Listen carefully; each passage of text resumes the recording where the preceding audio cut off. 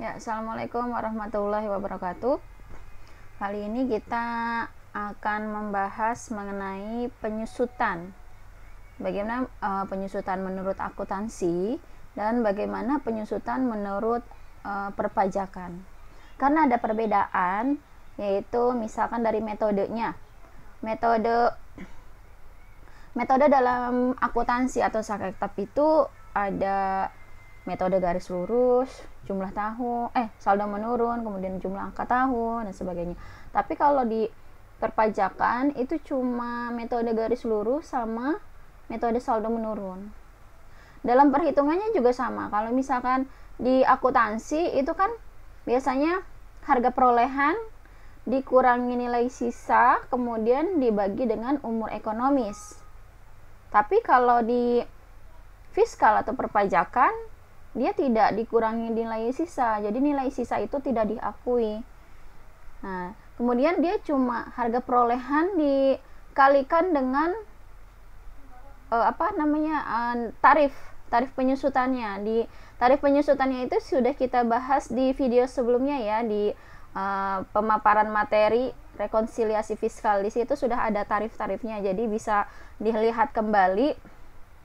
Nah, kita akan mulai menghitung berapa penyusutan menurut akuntansi sama fiskal. Di sini ini menurut akuntansi menggunakan metode garis lurus. Berarti kalau dia perusahaan menggunakan metode garis lurus, maka di fiskalnya juga kita menghitungnya dengan metode garis lurus. Oke. Yang pertama gedung.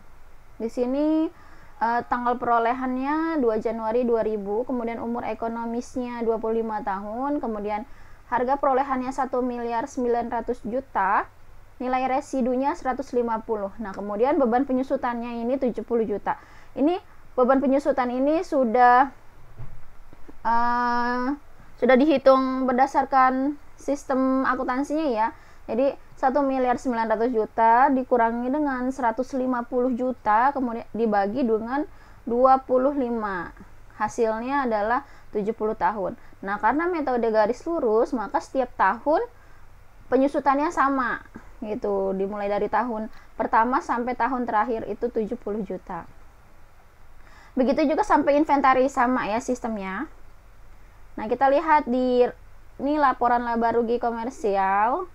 Beban penyusutannya 150.400.000. Ini sudah di total dari sini ya, 150.400.000. Nah, ini kalau di total 150.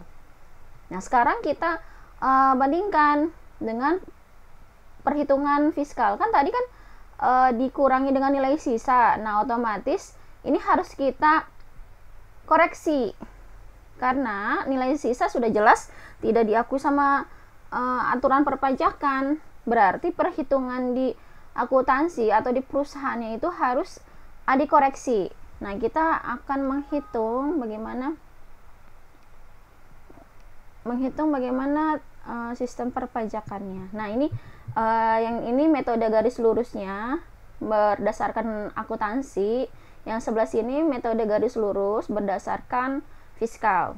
Nah, ini perhitungannya sudah jelas ya, yang tadi sudah diterangkan. Harga perolehan dikurangi dengan nilai sisa, kemudian dibagi sama umur ekonomis. Nah, dihasilkanlah 70 juta, kemudian nilai bukunya 1.830.000 di tahun pertama. Nah, ini kan metode garis lurus selalu tetap ya. Nah, kemudian ini dibikin sampai 16 karena laporan laba ruginya berakhirnya di tahun 2015 itu. Jadi belum sampai 25 tahun ya. Nah, ini jadi sudah 16 tahun terpakai gedungnya. Nah, total akumulasinya 1.120.000.000, 1.120.000.000 betul. Kemudian nilai bukunya 780. Nah, ini menurut perusahaan atau menurut akuntansi. Nah, kita lihat metode garis lurus berdasarkan perhitungan fiskalnya nih gedung. Lihat di sini biaya depresiasinya beda ya.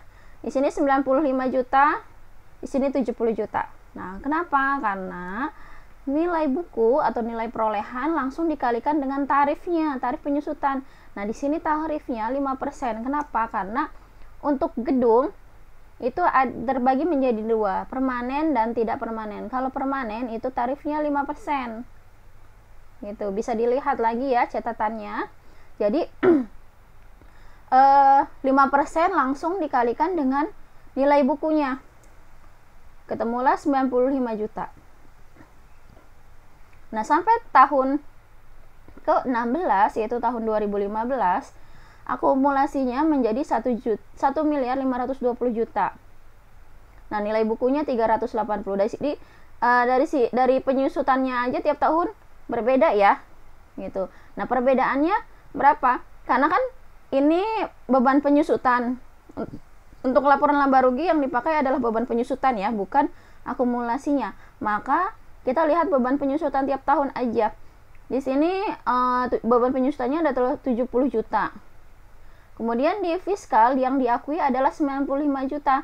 Maka biayanya itu harus ditambah sebesar 25 juta. Seperti itu.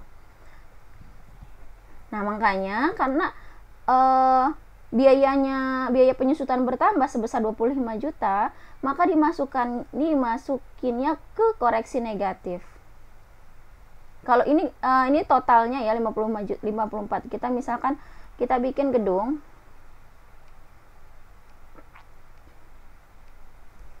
Ini gedung misalkan. Gedungnya tadi kekurangannya ada 25 juta.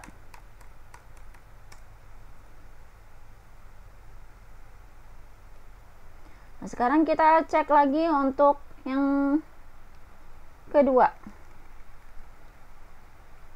Di sini sama, sistem penyusutan menurut akuntansi perhitungannya sama. HP dikurangi NS dibagi dengan umur ekonomis. Umur ekonomisnya di sini kan bisa dilihat di daftar aktifanya 10 tahun.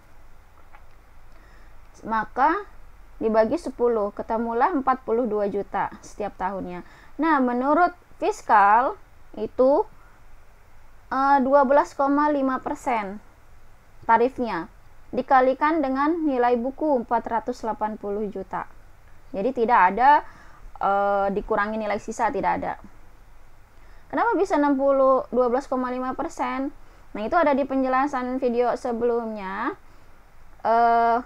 Untuk harta itu ada jangka waktunya ya. Kalau 1 sampai 4 tahun berapa tarifnya, kemudian 5 sampai 10 tahun 12,5% dan sebagainya. Nah, ini karena umur ekonomisnya setelah dilihat atau dipertimbangkan itu umur ekonomisnya 10 tahun, maka tarifnya 12,5%.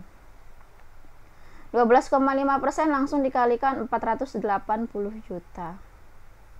Gitu ya. Jadi ketemunya 60 juta. Nah, kita lihat di sini perbedaan. Menurut akuntansi kan 42 juta, sedangkan menurut fiskal yang diakui 60 juta, berarti kan kurang. Ya. Maka 42 juta ini kurang kan, seharusnya 60, ini ditulisnya 42 lah gitu, berarti kurangnya 18 juta. Nah, makanya di rekonsiliasi fiskalnya penyusutannya itu harus ditambahkan sebesar kendaraan sebesar 15 juta.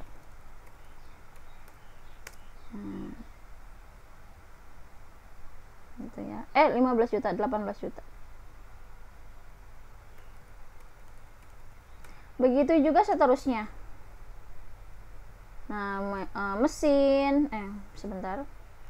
Kemudian dari mulai mesin, peralatan, kemudian inventaris. Nah, itu perhitungannya sama. Jadi intinya di sini kalau untuk menghitung metode fiskal adalah tarifnya. Tarifnya harus diingat. Nah, kemudian nanti perbedaannya itu di total hasilnya 54 juta. Silakan dipelajari dari file-file yang sudah dibagikan. Oke. Sampai sini dulu perhitungannya. Terima kasih. Wassalamualaikum warahmatullahi wabarakatuh.